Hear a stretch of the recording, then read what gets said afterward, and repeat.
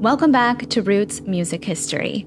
On this podcast, we talk about the stories behind songs and legends, as well as moments in history and history in the making. One of my very first episodes on this channel was a deep dive into Elvis's death. And now, Elvis is back in the news. Elvis Presley's home, Graceland, was originally scheduled to be up for auction tomorrow. Elvis Presley's granddaughter, all shook up. This morning, the legendary Graceland estate in Memphis, once home to the king of rock and roll, now at the center of a new legal battle. A few days ago, Elvis's home, Graceland in Memphis, Tennessee, made headlines when his granddaughter announced a lawsuit against a company named, and I hope I say this right, Naussany Investments.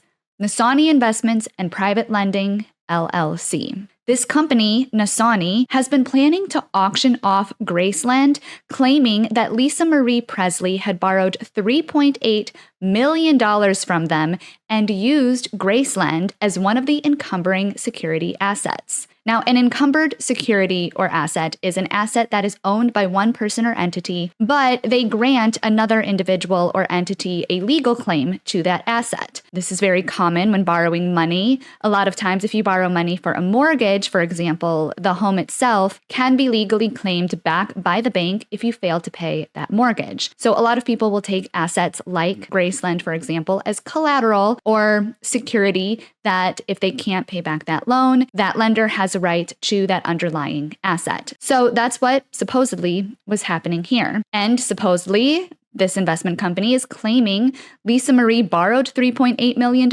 and failed to pay it back. Now, to understand the feasibility of this claim, let's take a look at Lisa Marie's finances really quick. It's reported that she struggled with finances throughout much of her life. Now, when she was 25 years old, that's when she inherited the $100 million of Elvis's estate after Elvis died. 11 years after Elvis's death, when Lisa would have been about 36 years old, she then sold about 85% of that $100 million estate to a man named Robert F.X. Sillerman at a value of $100,000. When Lisa Marie was in her late 40s, she then found herself divorcing her fourth husband, Michael Lockwood. In court documents that were filed as part of these proceedings, it was reported that Lisa was in roughly $2 million of debt at the time. And then things seemed to get increasingly worse for her in the years leading up to her death. In 2018, which would have been just about 4 years before she died, Lisa filed a lawsuit against her business manager, Barry Siegel, for mismanaging her money and squandering her inheritance. In this lawsuit, she blamed Barry for leaving her with just $14,000 from the $100 million estate. Barry released a statement and countersued Lisa after she did this and said, quote, "It's clear Lisa Marie is going through a difficult time in her life and is looking to blame others instead of taking responsibility for her actions. The 2005 deal she is complaining about cleared up over $20 million in debt Lisa had incurred and netted her over $40 million in cash and a multi-million-dollar income stream, which she managed to squander in the ensuing years." Now, it's reported that Lisa Marie's debt grew from $2 million to about $4 million by the time she passed away on January 12th, 2023, when she was just 54 years old. Now, fast forward to today, May of 2024, and this private lending company is accusing Lisa Marie of not paying them back the $3.8 million loan, and they're claiming they have the legal right to seize Graceland and auction it off and receive back that collateral. Now enter a woman named Danielle Riley, who just goes by Riley. Riley was the firstborn child to Lisa Marie Presley. Lisa Marie married a man named Danny in 1988, and together they had Riley on May 29th, 1989. Lisa went on to have more children after that and more marriages,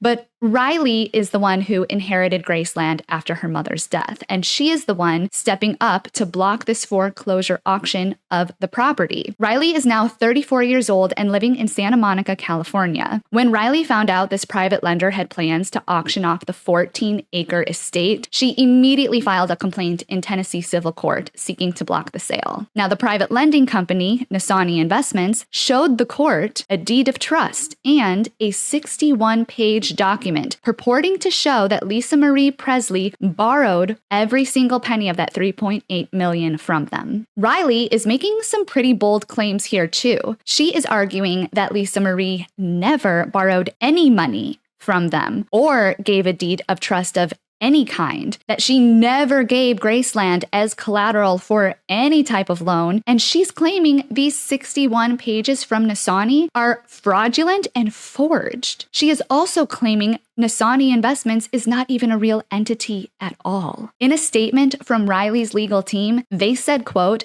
Naussany Investments and Private Lending LLC appears to be a false entity created for the purpose of defrauding the trust to which Lisa Marie has all of her heirs as trustees in. This lawsuit specifically mentions a man named Kurt Naussany, who seems to be the owner behind Naussany Investments. Apparently, they are claiming Kurt Naussany has sent, quote, numerous emails seeking to collect the purported $3.8 million in debt and has threatened to conduct a non-judicial sale of Graceland for quite some time. But oddly enough, there's a contradictory statement where Kurt Naussany tells NBC News that he left the firm in 2015 and should not be named in this lawsuit at all. Kurt Naussany, who was named in the lawsuit, told NBC News he has not worked for the firm since 2015 and did not handle loans to Lisa Marie Presley. Even though in one of the exhibits in the lawsuit, it references an email Kurt sent in 2023. Now, apparently, NPR News tried to call Naussany Investments using a phone number that was listed online as the official phone number for the company, but that phone line was out of service. NPR said they also tried emailing the investment company to get a statement from them, but have not had any of their messages returned. They also reached out to Elvis Presley Enterprises, the company behind this lawsuit. Elvis Presley Enterprises did the right thing and said, we can't comment on this, it's pending litigation. However, what we can say is that we believe these claims are fraudulent. So at least the Elvis Presley